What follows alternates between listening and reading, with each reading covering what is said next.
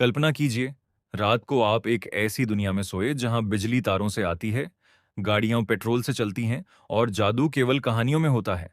लेकिन अगली सुबह जब आपकी आंख खुले, तो लोग आसमान में उड़ रहे हों, सड़क बनाने के लिए जादूगर बुलाए जा रहे हों और नाश्ता पकाने के लिए किसी इलेक्ट्रिशियन की नहीं, एक लाइटनिंग मैजिशियन की जरूरत पड़ रही हो। यही हुआ एक साधारण और कमजोर छात्र मो फैन के साथ। लेकिन सवाल यह है, क्या केवल दुनिया बदली थी या उस रहस्यमयी लॉकेट ने मो फैन की किस्मत भी बदल दी थी? सुबह की हल्की सुनहरी रोशनी पहाड़ों के बीच बसे एक छोटे से इलाके पर फैल रही थी।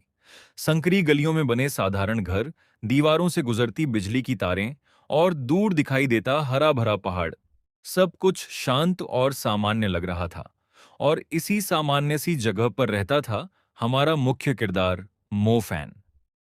मोफैन खुद को एक बेहद साधारण मिडिल स्कूल छात्र मानता था।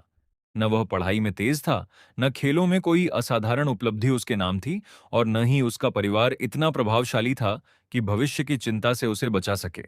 तभी अलार्म की लगातार बजती आवाज उसके कमरे की खामोशी तोड़ देती है। मोफैन आधी नींद में घड़ी उठाता है। उसके बिखरे बाल, झुकी हुई आंखें और थका हुआ चेहरा देखकर साफ पता चलता है कि सुबह उठना उसके लिए किसी युद्ध से कम नहीं। वह मन ही मन कहता है, धत, फिर सुबह हो गई। लेकिन उसकी असली परेशानी सुबह नहीं थी। इन दिनों उससे बार बार एक ही सवाल पूछा जा रहा था, तुम किस हाई स्कूल में जाना चाहते हो? भविष्य में क्या बनोगे? दूसरे छात्रों के लिए ये सवाल शायद सपने देखने का मौका थे, मगर मो फैन के लिए हर सवाल उसकी कमजोर स्थिति की याद दिलाता था। उसके नंबर इतने खराब थे कि किसी अच्छे हाई स्कूल में दाखिला लेना लगभग असंभव दिखाई देता था। कमरे में तैयार होते हुए वह अपने कंधे पर पुराना सा बैग डालता है। उसकी आंखों में उत्साह नहीं, बल्कि एक शांत निराशा दिखाई देती है। उसके पिता मो जियाशिंग एक ट्रक ड्राइवर थे। परिवार की आर्थिक स्थिति बहुत अच्छी नहीं थी, फिर भी उसके पिता ने कभी उस पर जरूरत से ज्यादा दबाव नहीं डाला। वह अक्सर मो फैन को समझाते थे, पढ़ाई नहीं हुई तो कोई बात नहीं, तुम भी मेरी तरह ट्रक चला सकते हो। पिता के लिए यह सांत्वना थी, लेकिन मो फैन के लिए नहीं। उसे अपने पिता से कोई शिकायत नहीं थी। वह जानता था कि उसके पिता कितनी मेहनत करते हैं। फिर भी पूरी जिंदगी केवल मेहनत करते हुए मुश्किल से गुजारा करने का विचार उसे भीतर से बेचैन कर देता था। उसे लगता था जैसे इंसान की जिंदगी जन्म लेते ही तय हो जाती है। अमीर परिवार में जन्मा बच्चा आगे बढ़ता है, और गरीब परिवार का बच्चा चाहे जितनी कोशिश कर ले, अंत में उसी जगह लौट आता है जहां से उसने शुरुआत की थी। स्कूल की कक्षा में हाई स्कूल प्रवेश परीक्षा की तैयारी चल रही थी। खिड़कियों से आती रोशनी पूरी कक्षा को गर्म चमक से भर रही थी।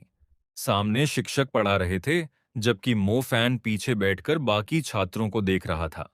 उसकी नजर सामने बैठे एक नीले बालों वाले छात्र पर जाती है। वह था मूबाई। मूबाई केवल पढ़ाई में ही अच्छा नहीं था, बल्कि खेलों में भी शानदार था। सबसे बड़ी बात, वह प्रभावशाली मू परिवार की एक शाखा से संबंधित था। मोफैन के अनुसार मूबाई उन लोगों में से था जिनकी जिंदगी शुरू होने से पहले ही सही दिशा में रख दी जाती है। अच्छे नंबर, शानदार प्रतिभा और एक मजबूत पारिवारिक पृष्ठभूमि। वहीं दूसरी ओर मो फैन जैसा छात्र था, जिसके पास न अच्छे नंबर थे और न कोई मजबूत सहारा। मो फैन की आंखों का क्लोजअप दिखाता है कि वह मू बाई से केवल ईर्ष्या नहीं करता। वह उस व्यवस्था से नाराज है जहां कुछ लोगों को विकल्प मिलते हैं और कुछ लोगों को केवल समझौता। तभी शिक्षक घोषणा करते हैं कि आज छात्रों को दोपहर की छुट्टी मिलेगी। ब्लैक बोर्ड पर लिखा है, high school entrance exam 10 days away, केवल 10 दिन बाकी थे। कक्षा समाप्त होते ही मो फैन का दोस्त झांग शियाओ हो, जिसे वह प्यार से शियाओ हो कहता है, उत्साह में उसके पास आता है। वह कहता है, भाई फैन, आज जल्दी छुट्टी मिली है, चलो बाहर जाकर मजे करते हैं। लेकिन मो फैन मना कर देता है। उसने पहाड़ पर रहने वाले ओल्ड मैन यिंग से मिलने का वादा किया था। तभी पीछे से एक दूसरा छात्र, जाओ कुनसान, मो फैन के खराब नंबरों का मजाक उड़ाने लगता है। उसके चेहरे पर फैली घमंडी मुस्कान और आगे बढ़ा हुआ हाथ साफ बताते हैं कि वह केवल मजाक नहीं कर रहा, वह मो फैन को उसकी जगह दिखाना चाहता है। वह कहता है, तुम्हारे नंबर देखकर तो अच्छे स्कूल में जाना मुश्किल है, लेकिन चिंता क्यों करते हो? भविष्य में भी तुम मुंबई जैसे लोगों के आसपास घूमते रहोगे। मो फैन के साथ खड़ा शियाओ हो गुस्से से लाल हो जाता है। उसकी मुट्ठी कस जाती है और वह जवाब देने ही वाला होता है कि अचानक किसी का हाथ उसके कंधे पर आकर रुकता है। वह मुंबई था। मुंबई शांत आवाज में जाओ कुनसान को रोक देता है। बहुत हो गया। लेकिन फिर वह मो फैन की ओर देखे बिना शियाओ हो से कहता है, इस तरह के लोगों पर अपना समय बर्बाद करने की जरूरत नहीं है। चलो। उसके शब्द शांत थे, मगर उनमें छिपा तिरस्कार मो फैन साफ महसूस कर सकता था। मो फैन चेहरे पर हल्की मुस्कान रखता है, जैसे उसे कोई फर्क नहीं पड़ा। मगर कैमरा जब मू बाई के चेहरे के पास जाता है, तो उसकी आंखों में भी कुछ अलग दिखाई देता है। शायद वह मो फैन को पूरी तरह नजरअंदाज नहीं करता था। स्कूल के पीछे एक पहाड़ था। घने पेड़ों के बीच से गुजरता पत्थरों का रास्ता ऊपर एक छोटे से घर तक जाता था। मो फैन अकेला उस रास्ते पर चढ़ रहा था। पेड़ों के बीच से आती धूप, हवा में उड़ते पत्ते और दूर तक फैली शांति, यह जगह स्कूल और शहर की भागदौड़ से बिल्कुल अलग थी। मोफैन मन ही मन ओल्ड मैन यिंग से ईर्ष्या करता है। उसे लगता है कि इतनी शांत जगह पर जिंदगी खत्म करना शायद बुरा नहीं होगा। जब वह घर पहुंचता है तो दरवाजा खोलते हुए आवाज देता है, दादाजी, मैं आ गया।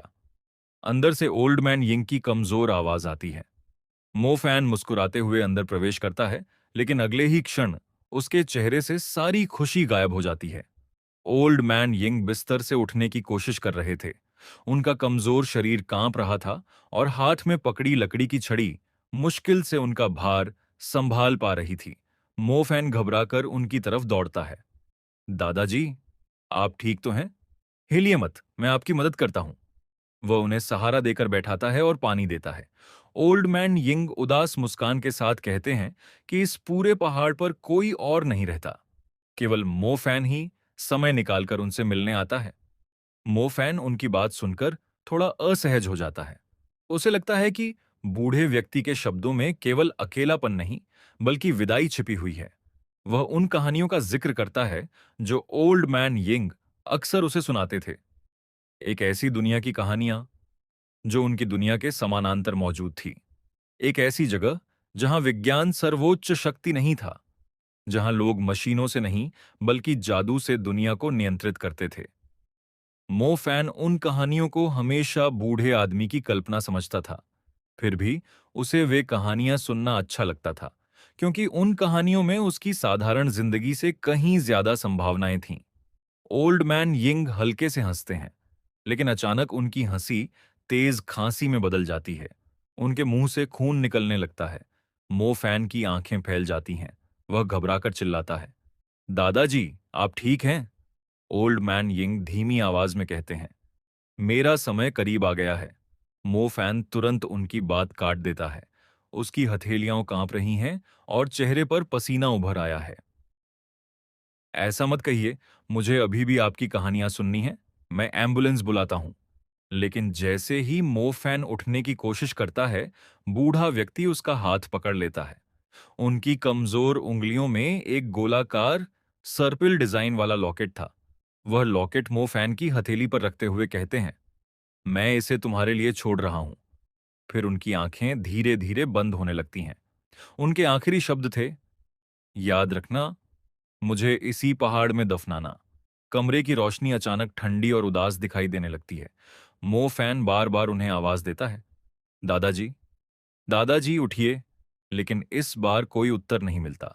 बिस्तर पर ओल्ड मैन यिंग का शरीर पूरी तरह शांत हो चुका था और उनके पास घुटनों के बल बैठा मो फैन पहली बार उस अकेलेपन को महसूस करता है जिसके बारे में बूढ़ा व्यक्ति कुछ देर पहले बात कर रहा था। शाम के समय आसमान गहरे नारंगी रंग में डूबा हुआ था। पहाड़ पर मौजूद विशाल पेड़ के नीचे ओल्ड मैन यिंग को दफनाया जाता है। हवा में पत्ते उड़ रहे थे और डूबता सूरज पूरे दृश्य को किसी अंतिम विदाई जैसा बना रहा था। मो फैन कब्र के सामने हाथ जोड़कर खड़ा होता है।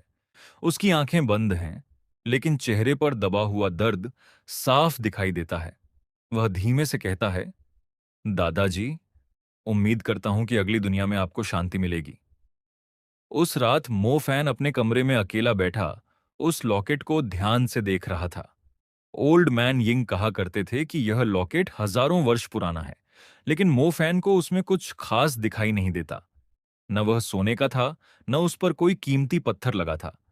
केवल बीच में घूमती हुई सर्पिल आकृति थी। कुछ देर उसे देखने के बाद मो फैन थककर कहता है, छोड़ो, बहुत देर हो गई है, कल स्कूल भी जाना है। वह लॉकेट अपने गले में पहनता है और बत्ती बुझाकर सो जाता है। कमरा नीली चांदनी में डूब जाता है। कुछ देर तक सब शांत रहता है। फिर अचानक लॉकेट से सफेद रोशनी निकलने लगती है।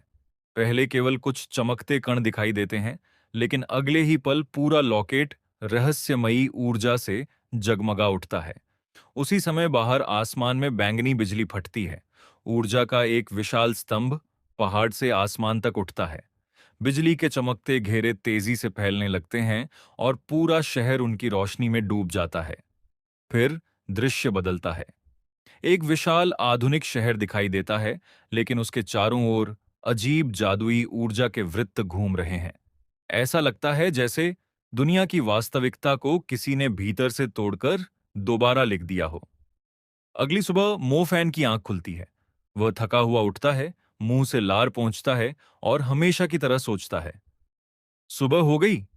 उसे अभी तक अंदाजा नहीं था कि जिस दुनिया में वह उठा है, वह पिछली रात वाली दुनिया नहीं रही। वह बाथरूम में खड़ा सामान्य तरीके से ब्रश करता है।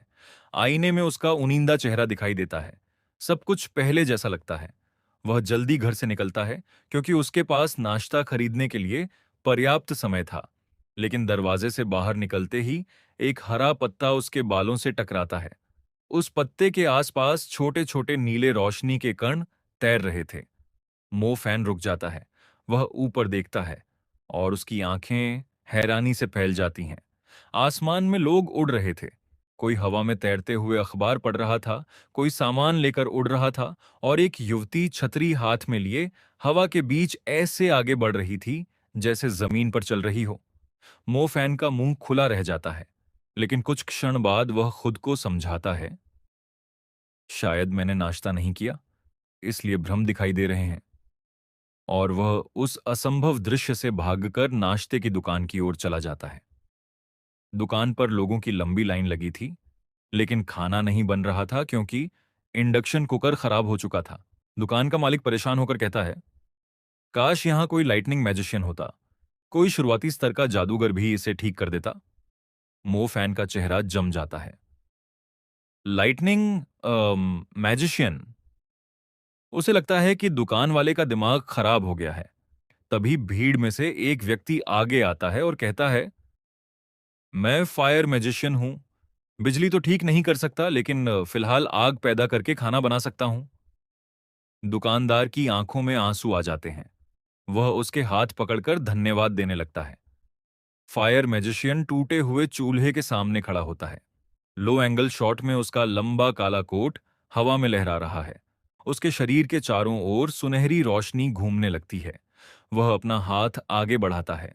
अगले ही पल चूल्हे के भीतर तेज नारंगी आग भड़क उठती है। लेकिन यह कोई छोटी सी लौ नहीं थी। आग एक विशाल स्तंभ बनकर आसमान की ओर उठती है। गर्म हवा के झटके से आसपास खड़े लोगों के कपड़े और बाल पीछे उड़ने लगते हैं।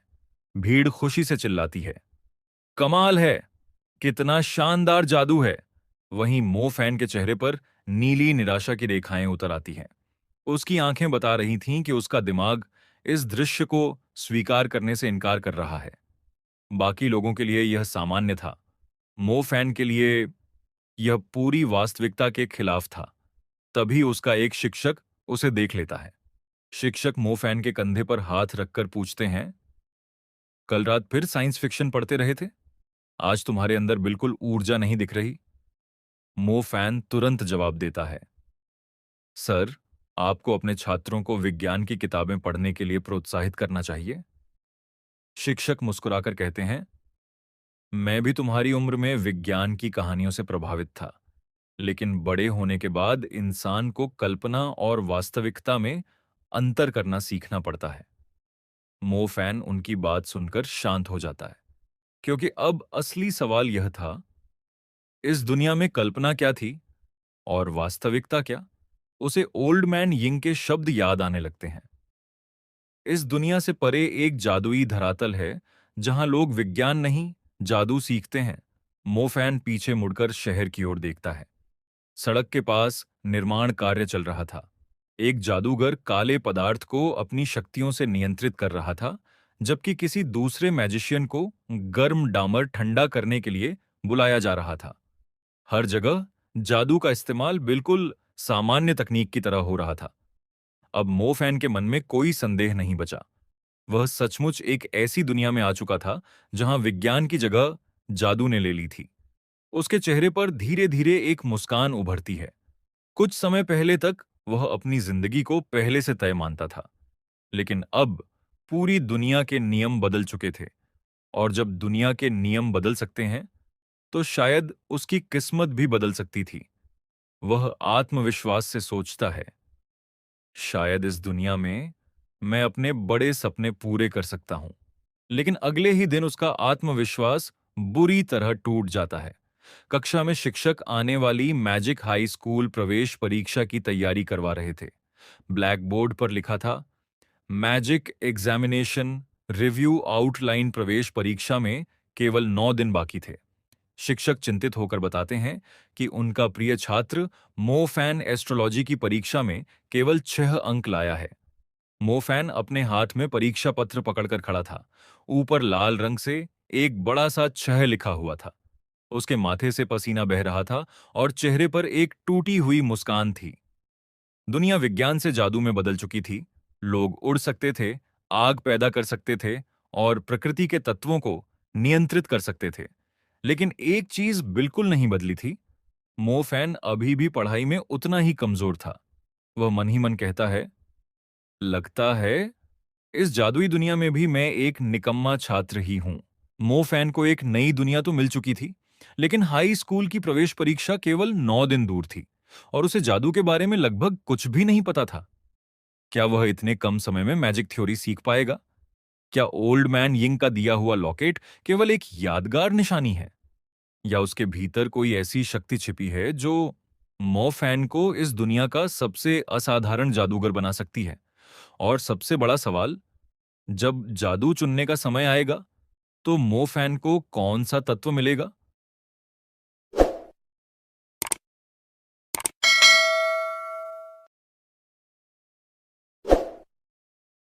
जिस दुनिया में हर कोई मैजिक को अपनी ताकत और भविष्य मानता था, वहां मो फैन अभी भी एक साधारण लड़का था।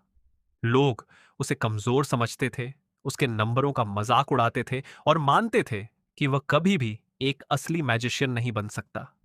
लेकिन मो फैन के अंदर कुछ अलग था, क्योंकि पहली बार उसे एहसास हुआ था कि शायद उसकी जिंदगी का असली मकसद अब शुरू होने वाला है। मो फैन अचानक एक ऐसी दुनिया में आ चुका है जहां मैजिक सिर्फ कहानियों का हिस्सा नहीं, बल्कि हकीकत है। इस दुनिया में कुछ लोग अवेकनिंग के जरिए अपनी छुपी हुई मैजिक पावर को जगा सकते हैं और फिर मैजिशियन बन सकते हैं। लेकिन मो फैन के लिए सबसे बड़ी परेशानी ये थी कि अभी तक उसके पास कोई पावर नहीं थी। उसके पास सिर्फ एक रहस्यमयी पेंडेंट था और मैजिक की दुनिया को समझने की एक जबरदस्त इच्छा।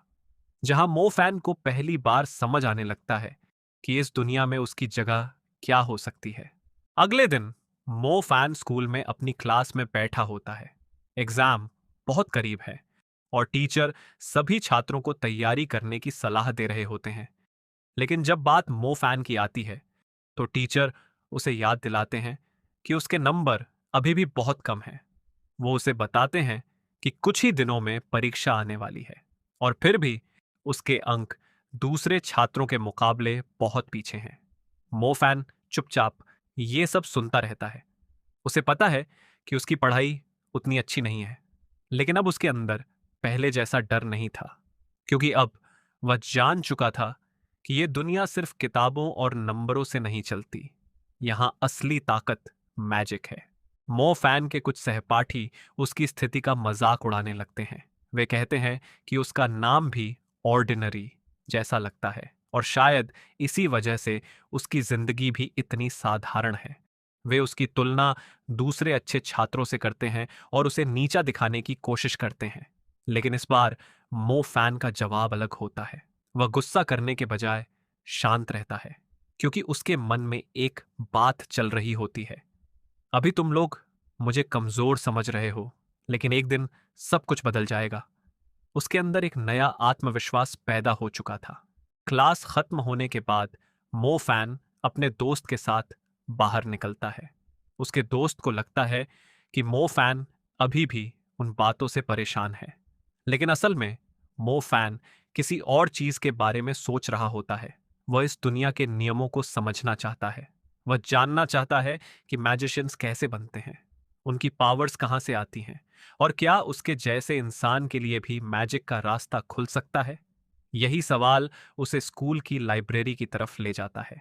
लाइब्रेरी में मो फैन मैजिक के इतिहास के बारे में पढ़ना शुरू करता है। उसे पता चलता है कि इस दुनिया में दो तरह के लोग होते हैं। पहले वो लोग जो सामान्य जीवन जीते हैं, और दूसरे वो लोग जिनके अंदर मैजिक की शक्ति होती है। मैजिशियंस सिर्फ अपनी ताकत के लिए नहीं जाने जाते, बल्कि उन्हें इस दुनिया के रक्षक माना जाता है। वे खतरों से लोगों की रक्षा करते हैं और दुनिया में संतुलन बनाए रखते हैं। मो फैन ये सब पढ़कर हैरान रह जाता है, क्योंकि अब उसे समझ आने लगता है कि मैजिक सिर्फ एक शक्ति नहीं, बल्कि इस दुनिया का एक पूरा हिस्सा है। आगे पढ़ते हुए मो फैन को सबसे महत्वपूर्ण जानकारी मिलती है। एक असली मैजिशियन बनने के लिए सबसे जरूरी चीज होती है अवेकनिंग। यही वह प्रक्रिया है जिसमें किसी इंसान के अंदर छुपी मैजिक पावर पहली बार जागती है। लेकिन हर इंसान की अवेकनिंग अलग होती है। किसी को फायर मैजिक मिलती है, किसी को वाटर, किसी को विंड, आइस, थंडर या अर्थ जैसी शक्तियां मिलती हैं। यानी हर मैजिशियन का रास्ता अलग होता है। लेकिन मो फैन को एक परेशानी समझ आती है। अवेकनिंग के लिए सही समय और सही परिस्थिति जरूरी होती है, और अभी उसे नहीं पता कि उसका भाग्य उसके साथ है या नहीं। मैजिक के बारे में इतना जानने के बाद मो फैन के मन में एक सवाल आता है। क्या उसे सच में मैजिशियन बनने की कोशिश करनी चाहिए? क्योंकि वह जानता है कि उसके नंबर अच्छे नहीं हैं।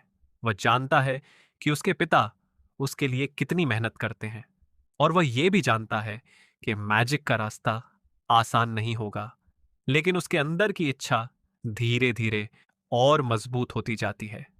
वह सिर्फ एक सामान्य जिंदगी नहीं जीना चाहता, वह इस नई दुनिया को समझना चाहता है। घर लौटने के बाद मो फैन के पिता समझ जाते हैं कि उनका बेटा किसी बात को लेकर परेशान है। वे उससे पूछते हैं कि आखिर उसके मन में क्या चल रहा है। कुछ देर तक मो फैन चुप रहता है। फिर वह अपनी सबसे बड़ी इच्छा बताता है। वह कहना चाहता है कि वह मैजिक सीखना चाहता है, लेकिन साथ ही उसके अंदर डर भी है। उसे डर है कि शायद उसके पिता उसे समझ नहीं पाएंगे, क्योंकि उसके पिता एक साधारण इंसान हैं जिन्होंने पूरी जिंदगी मेहनत करके परिवार संभाला है। मो फैन की बात सुनकर उसके पिता उससे एक सवाल पूछते हैं। क्या वह सच में मैजिक सीखना चाहता है? क्योंकि सपना देखना आसान होता है, लेकिन उसे पूरा करने के लिए मेहनत और हिम्मत चाहिए होती है। मो फैन अपने पिता की बात सुनता है और फिर अपने दिल का फैसला कर लेता है। वह जानता है कि रास्ता मुश्किल है, लेकिन फिर भी वह पीछे नहीं हटेगा। मो फैन आखिरकार फैसला कर लेता है। वह मैजिक सीखना चाहता है। वह इस दुनिया के रहस्यों को समझना चाहता है, और सबसे बड़ी बात, वह खुद को साबित करना चाहता है। उसका रहस्यमयी पेंडेंट उसकी गर्दन में चमक रहा होता है। लेकिन मो फैन अब भी नहीं जानता कि इस छोटे से पेंडेंट के अंदर कितनी बड़ी शक्ति छुपी हुई है। शायद यही चीज उसकी पूरी जिंदगी बदलने वाली थी। मो फैन ने अपना रास्ता चुन लिया था। अब उसके सामने सिर्फ एक सवाल था। क्या वह सच में अवेकनिंग हासिल कर पाएगा? क्या एक साधारण लड़का इस मैजिक की दुनिया में अपनी जगह बना पाएगा, या फिर उसका सपना भी बाकी लोगों की तरह अधूरा रह जाएगा? लेकिन एक बात तय थी, मो फैन की असली कहानी अब शुरू होने वाली थी। जिस लड़के के सपने को पूरा करने के लिए उसके पिता को दूसरों के सामने झुकना पड़ा, अब उसी लड़के को एक ऐसा मौका मिलने वाला था जिसका इंतजार वह काफी समय से कर रहा था। लेकिन तियानलान मैजिक हाई स्कूल का रास्ता खुलना सिर्फ शुरुआत थी, क्योंकि अब मो फैन को साबित करना था कि वह सच में इस दुनिया का हिस्सा बनने लायक है। पिछले चैप्टर में हमने देखा था कि मो फैन ने आखिरकार अपने दिल की बात अपने पिता के सामने रख दी थी। वह जानता था कि उसकी पढ़ाई के नतीजे इतने अच्छे नहीं हैं। वह जानता था कि उसके परिवार की आर्थिक स्थिति भी मजबूत नहीं है। फिर भी उसके अंदर एक सपना था, मैजिक सीखने का सपना। एक ऐसा सपना जिसे बाकी लोग सिर्फ एक बेवकूफी मानते थे। लेकिन मो फैन की जिंदगी अब एक नया मोड़ लेने वाली थी। एग्जाम खत्म हो चुके थे। स्कूल का माहौल पहले से काफी हल्का हो चुका था। हर छात्र अपने भविष्य के बारे में सोच रहा था। इसी दौरान मो फैन और उसका दोस्त स्कूल से बाहर निकल रहे थे। उसका दोस्त उससे पूछता है कि ग्रेजुएशन के बाद उसका क्या प्लान है। और इस सवाल के जवाब में मो फैन अपने दिल की असली इच्छा बताता है। वह आगे पढ़ाई करना चाहता है। वह मैजिक की दुनिया को समझना चाहता है। और सबसे बढ़कर वह एक असली मैजिशियन बनना चाहता है। उसका दोस्त भी अपना सपना बताता है। वह चाहता है कि दोनों साथ में तियानलान मैजिक हाई स्कूल में दाखिला लें, क्योंकि वही जगह थी जहां से एक साधारण इंसान भी मैजिक की दुनिया में कदम रख सकता था। लेकिन मो फैन के चेहरे पर खुशी के साथ एक चिंता भी दिखाई देती है, क्योंकि उसके मन में एक सवाल था, क्या उसका सपना सिर्फ सपना बनकर रह जाएगा? क्योंकि मो फैन को पता था कि मैजिक स्कूल में जाना आसान नहीं है। इसके लिए सिर्फ इच्छा काफी नहीं थी। पैसे चाहिए थे, अच्छे परिणाम चाहिए थे, और सबसे जरूरी था किसी का भरोसा। लेकिन मो फैन के पास इनमें से कुछ भी मजबूत नहीं था। इसी बीच कहानी मो फैन के पिता की तरफ जाती है, जहां हमें पता चलता है कि एक पिता अपने बेटे के सपने को पूरा करने के लिए कितनी दूर तक जा सकता है। मो फैन के पिता ने पूरी जिंदगी मेहनत करके अपने परिवार को संभाला था। उन्होंने हमेशा कोशिश की कि उनका बेटा किसी चीज की कमी महसूस न करे। लेकिन इस बार मामला अलग था, क्योंकि उनके बेटे का सपना बहुत बड़ा था। मो फैन के पिता एक ताकतवर व्यक्ति से मदद मांगते हैं। उनकी आवाज में मजबूरी थी, लेकिन अपने बेटे के लिए उम्मीद भी थी। वह चाहते थे कि मो फैन को त्यानलान मैजिक हाई स्कूल में पढ़ने का मौका मिले। लेकिन सामने वाला व्यक्ति मो फैन की क्षमता पर सवाल उठाता है। उसके हिसाब से मो फैन के वर्तमान रिजल्ट देखकर यह उम्मीद करना मुश्किल था कि वह कभी एक महान मैजिशियन बन पाएगा। ये शब्द किसी भी पिता के लिए दर्दनाक हो सकते थे, क्योंकि जब पूरी दुनिया आपके बच्चे को कमजोर समझती है, तब एक पिता ही होता है जो उसके अंदर छिपी संभावना को देखता है। मो फैन के पिता हार नहीं मानते। वह बार बार कोशिश करते हैं। वह अपने बेटे के भविष्य के लिए आखिरी उम्मीद तक पकड़ कर रखते हैं। आखिरकार उन्हें एक मौका मिलता है। मो फैन को थियानलान मैजिक हाई स्कूल में जाने का रास्ता मिल जाता है। लेकिन इसके साथ एक सच्चाई भी सामने आती है। यह सिर्फ एडमिशन का मौका था, सफलता की गारंटी नहीं, क्योंकि स्कूल के अंदर पहुंचने के बाद असली मुकाबला शुरू होने वाला था। जब मो फैन का दोस्त वापस आता है, तो वह तुरंत समझ जाता है कि कुछ गड़बड़ है। मो फैन पहले जैसा खुश नहीं दिख रहा था, लेकिन मो फैन अपनी परेशानी छुपा लेता है। वह अपने दिल की बातें आसानी से किसी को नहीं बताता, क्योंकि वह जानता है अगर उसे आगे बढ़ना है तो उसे अपनी लड़ाई खुद लड़नी होगी। रात को जब मो फैन घर पहुंचता है, तो उसके पिता उसे एक ऐसी खबर देते हैं जिसे सुनकर वह हैरान रह जाता है। वह बताते हैं कि मो फैन अब तियानलान मैजिक हाई स्कूल में पढ़ सकता है। कुछ पल के लिए मो फैन को विश्वास ही नहीं होता। जिस रास्ते को वह बंद समझ चुका था, वही रास्ता अचानक उसके सामने खुल चुका था। लेकिन इस खुशी के पीछे एक कीमत भी थी। मो फैन के पिता बताते हैं कि स्कूल की फीस काफी ज्यादा है, इसलिए उन्हें खर्च कम करने होंगे। वह अपना घर किराए पर देने का फैसला करते हैं, क्योंकि उनके लिए अपने बेटे का भविष्य सबसे ज्यादा जरूरी था। यह सुनकर मो फैन समझ जाता है कि यह सिर्फ उसका सपना नहीं है, उसके पिता ने भी इस सपने में अपना हिस्सा लगाया है। उनकी मेहनत, उनकी परेशानियां और उनकी कुर्बानी, सब कुछ मो फैन के भविष्य के लिए था। उस रात मो फैन अकेले अपने पेंडेंट को देखता है। उसके मन में कई सवाल चल रहे थे। उसे महसूस होता है कि दुनिया भले बदल गई हो, लेकिन कुछ चीजें अभी भी वैसी ही हैं। उसका पिता आज भी दूसरों के सामने मदद मांगने को मजबूर है, और यही बात मो फैन के अंदर एक नई ताकत पैदा करती है। अब उसका सपना सिर्फ मैजिशियन बनना नहीं था, अब वह खुद को साबित करना चाहता था। वह चाहता था कि एक दिन वही लोग जो आज उसे कमजोर समझते हैं, उसकी ताकत देखकर हैरान रह जाएं। और इसी सोच के साथ मो फैन एक फैसला करता है। वह सिर्फ एक साधारण मैजिशियन नहीं बनेगा, वह सबसे ऊपर जाएगा। वह दुनिया को दिखाएगा कि एक ऐसा लड़का जिसे सब ने नजरअंदाज किया, वही एक दिन सबसे महान मैजिशियन बन सकता है। मो फैन को आखिरकार तियानलान मैजिक हाई स्कूल जाने का मौका मिल गया है, लेकिन वहां उसका सामना ऐसे छात्रों से होगा जिनके पास पहले से प्रतिभा और ताकत मौजूद है। अब सवाल यह नहीं है कि मो फैन स्कूल तक पहुंच पाएगा या नहीं। सवाल यह है कि क्या वह वहां टिक पाएगा, क्योंकि असली जादुई दुनिया में उसका पहला कदम अब शुरू होने वाला है। जिस स्कूल में सिर्फ प्रतिभाशाली लोग ही जगह बना पाते थे, वहीं अब एक ऐसा लड़का खड़ा था जिसे ज्यादातर लोग कमजोर समझते थे। सबको भरोसा था कि उसका मैजिक जागरण असफल होगा, लेकिन मो फैन के अंदर कुछ ऐसा छिपा था जो पूरी क्लास की सोच बदलने वाला था। पिछले चैप्टर में हमने देखा था कि मो फैन को आखिरकार तियानलान मैजिक हाई स्कूल में पढ़ने का मौका मिल गया था। जिस सपने के लिए उसके पिता ने इतनी मेहनत की, जिस मौके के लिए उसने खुद से वादा किया था, अब वह सपना सच हो चुका था। लेकिन मैजिक की दुनिया में कदम रखना सिर्फ शुरुआत थी, क्योंकि अब मो फैन को साबित करना था कि वह इस जगह के लायक है। नए स्कूल के पहले दिन मो फैन और उसका दोस्त झाओ कुनहो तियानलान मैजिक हाई स्कूल पहुंचते हैं। दोनों के चेहरे पर उत्साह साफ दिखाई दे रहा था। उनके सामने एक ऐसी जगह थी जहां से भविष्य के महान मैजिशियन निकलते थे। झाओ कुनहो खुशी से बताता है कि दोनों एक ही क्लास में हैं, लेकिन मो फैन के लिए यह खुशी ज्यादा देर नहीं टिकती, क्योंकि क्लास रजिस्टर में उसकी रैंक सबसे नीचे दिखाई देती है।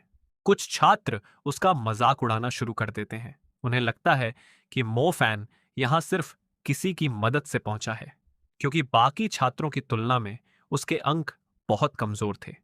उनके लिए मो फैन एक ऐसा इंसान था जो गलती से इस स्कूल तक पहुंच गया था। लेकिन मो फैन चुप रहता है। वह जानता था कि जवाब शब्दों से नहीं, बल्कि अपनी ताकत से देना होगा। इसी बीच स्कूल का स्वागत समारोह शुरू होता है। तियानलान मैजिक हाई स्कूल के प्रिंसिपल नए छात्रों का स्वागत करते हैं। वह बताते हैं कि अब उनकी जिंदगी पहले जैसी नहीं रहेगी, क्योंकि मैजिशियन बनना सिर्फ शक्ति हासिल करना नहीं है।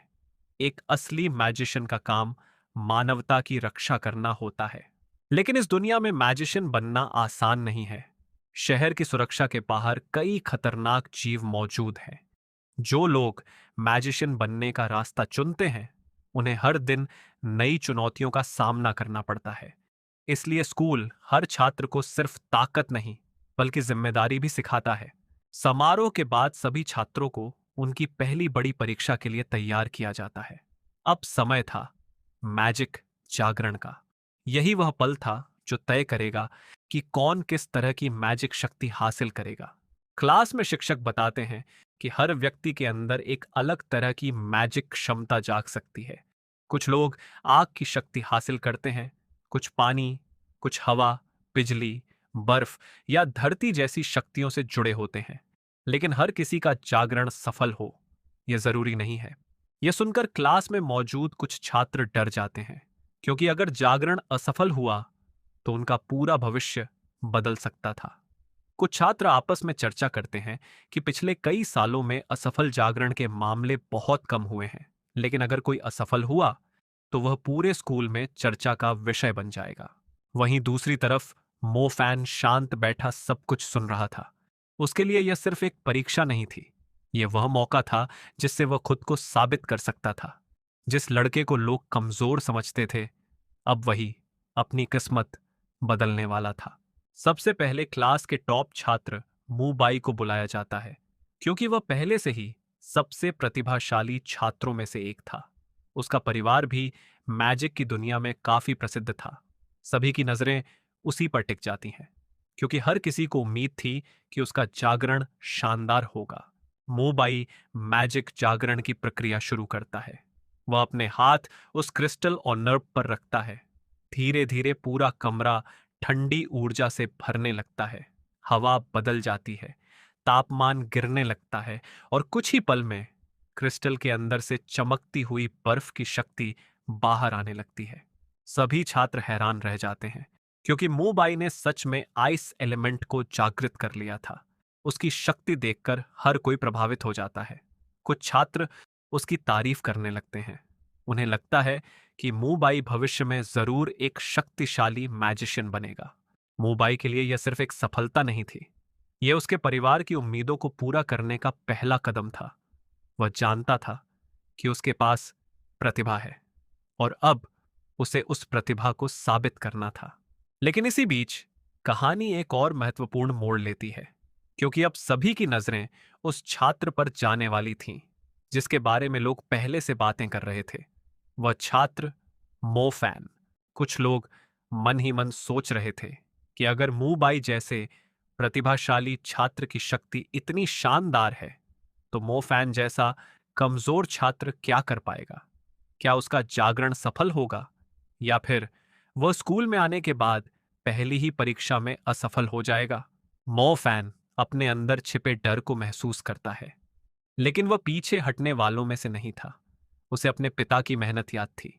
उसे वह वादा याद था जो उसने खुद से किया था। अब उसे सिर्फ एक मौका चाहिए था अपनी असली क्षमता दिखाने का। और अब जागरण की बारी धीरे धीरे मो फैन के करीब पहुंच रही थी। पूरी क्लास की नजरें उसी पर टिकने वाली थीं, क्योंकि अगले कुछ पल तय करने वाले थे कि मो फैन सिर्फ एक साधारण छात्र है, या फिर उसके अंदर कोई ऐसी शक्ति छिपी है जो पूरी मैजिक दुनिया को बदल सकती है। मोबाई ने अपनी आइस मैजिक से सबको चौंका दिया है। अब बारी है मो फैन की, जिसे सभी कमजोर समझ रहे थे। अब वही अपने हाथ उस रहस्यमयी क्रिस्टल पर रखने वाला है। लेकिन कोई नहीं जानता कि मो फैन का जागरण एक ऐसी घटना बनने वाला है जिसे पूरा स्कूल कभी नहीं भूलेगा। जिस पल सबको लगा कि मो फैन का अवेकनिंग पूरी तरह असफल हो चुका है, उसी पल एक ऐसी शक्ति जाग उठी जिसकी उम्मीद किसी ने नहीं की थी। क्योंकि मो फैन के अंदर जो एलिमेंट पैदा हुआ था, वह कोई साधारण मैजिक नहीं थी। वह थी एक ऐसी शक्ति जो हजारों अवेकनिंग में सिर्फ एक बार दिखाई देती है। पिछले चैप्टर में हमने देखा था कि तियानलान मैजिक हाई स्कूल में नए छात्रों का अवेकनिंग शुरू हो चुका था, जहां सबसे पहले मूबाई ने अपनी आइस अफिनिटी जागृत करके सभी को हैरान कर दिया था। उसकी ताकत देखकर हर कोई प्रभावित था, लेकिन अब पूरी क्लास की नजरें सिर्फ एक इंसान पर थीं, मो फैन। वही मो फैन जिसे शुरुआत से कमजोर समझा जा रहा था, जिसके एडमिशन पर लोगों ने सवाल उठाए थे, और जिसके बारे में कई छात्र सोच रहे थे कि शायद वह इस स्कूल के लायक नहीं है। लेकिन मो फैन जानता था कि यह उसका मौका है अपनी पूरी जिंदगी बदलने का। आखिरकार शिक्षक मो फैन का नाम पुकारते हैं। नंबर 48, मो फैन।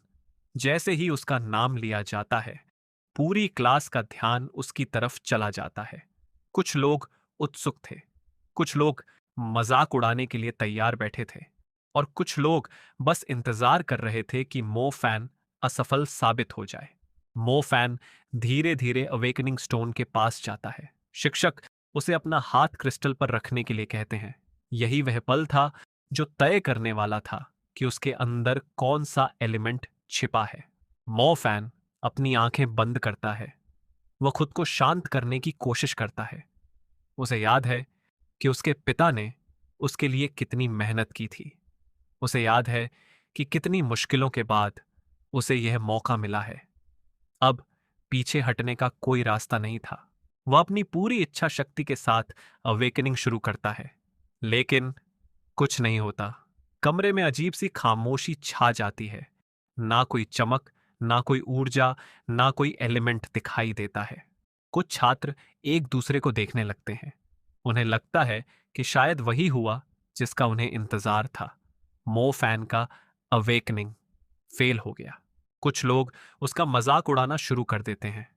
उनके लिए यह साबित हो चुका था कि मो फैन यहां आने के लायक नहीं था। लेकिन मो फैन अभी भी शांत खड़ा रहता है, क्योंकि उसे अंदर से महसूस हो रहा था कि कुछ तो बदल रहा है। असल में मो फैन एक अलग ही जगह पहुंच चुका था। एक ऐसी जगह जिसके बारे में उसने किताबों में पढ़ा था, स्पिरिचुअल रीलम। चारों तरफ सिर्फ अंधेरा और अनंत सितारे दिखाई दे रहे थे। मो फैन हैरान होकर आसपास देखता है। उसे समझ नहीं आता कि वह यहां कैसे पहुंच गया। यह जगह सामान्य अवेकनिंग जैसी बिल्कुल नहीं थी। वह सोचता है, क्या यही वह स्पिरिचुअल रेल्म है जिसके बारे में किताबों में बताया गया था? लेकिन यहां कुछ भी दिखाई नहीं दे रहा था। ना कोई सामान्य एलिमेंट, ना कोई ऊर्जा। मो फैन को लगता है कि शायद अवेकनिंग सफल नहीं हुआ, क्योंकि किताबों के अनुसार अगर स्टारडस्ट दिखाई दे तभी अवेकनिंग को सफल माना जाता है। लेकिन अभी तक वहां कुछ भी नहीं था। और तभी पूरे स्पिरिचुअल रेल्म में अचानक बदलाव आने लगता है। अंधेरे के बीच एक रोशनी दिखाई देती है। धीरे धीरे वह रोशनी बढ़ने लगती है और देखते ही देखते एक चमकता हुआ स्टारडस्ट उसके सामने प्रकट होता है। लेकिन यह कोई साधारण स्टारडस्ट नहीं था। मो फैन की नजर जैसे ही उस पर पड़ती है, वह खुद हैरान रह जाता है, क्योंकि उस स्टारडस्ट का रंग था बैंगनी। मो फैन समझ जाता है कि कुछ असाधारण हुआ है, लेकिन इससे पहले कि वह कुछ समझ पाता, उस स्टारडस्ट से निकलने वाली ऊर्जा पूरे स्पिरिचुअल रियलम को बदल देती है। बाहर मौजूद सभी लोगों को अचानक एक अजीब सी शक्ति महसूस होती है। जो लोग अभी तक मो फैन का मजाक उड़ा रहे थे, उनके चेहरे बदल जाते हैं, क्योंकि यह सामान्य अवेकनिंग नहीं थी। शिक्षक भी हैरान रह जाते हैं, क्योंकि सामने जो ऊर्जा दिखाई दे रही थी वह थी थंडर एबिलिटी। पूरे कमरे में सन्नाटा छा जाता है, क्योंकि थंडर एलिमेंट कोई आम शक्ति नहीं थी। ये एक ऐसी दुर्लभ एफिनिटी थी जो हजारों अवेकनिंग में सिर्फ एक बार दिखाई देती है। मूबाई जैसे प्रतिभाशाली छात्र की आइस एफिनिटी भी लोगों को प्रभावित कर रही थी, लेकिन मो फैन का थंडर एलिमेंट उससे बिल्कुल अलग स्तर का था। जिस लड़के को सब कमजोर समझ रहे थे, जिसके फेल होने का इंतजार किया जा रहा था, अब वही लड़का पूरी क्लास को चौंका चुका था। मो फैन अभी भी स्पिरिचुअल रीलम के अंदर था। उसे खुद विश्वास नहीं हो रहा था कि उसके अंदर ऐसी शक्ति जाग सकती है। वह समझने लगता है कि शायद उसकी किस्मत बदलने वाली है। लेकिन यह सिर्फ शुरुआत थी, क्योंकि थंडर एलिमेंट जैसी शक्ति मिलना सिर्फ सम्मान नहीं, एक बड़ी जिम्मेदारी भी थी। अब मो फैन को साबित करना होगा कि वह इस शक्ति के लायक है, जिसे पूरी क्लास कमजोर समझ रही थी। उसके अंदर हजारों में एक बार मिलने वाली थंडर एफिनिटी जाग चुकी थी। अब सवाल यह नहीं था कि मो फैन मैजिशियन बन पाएगा या नहीं। सवाल यह था कि आखिर उसके अंदर इतनी दुर्लभ शक्ति आई कैसे, और क्या यह थंडर एलिमेंट ही उसकी सबसे बड़ी ताकत है, या फिर उसके अंदर अभी कुछ और भी छिपा हुआ है।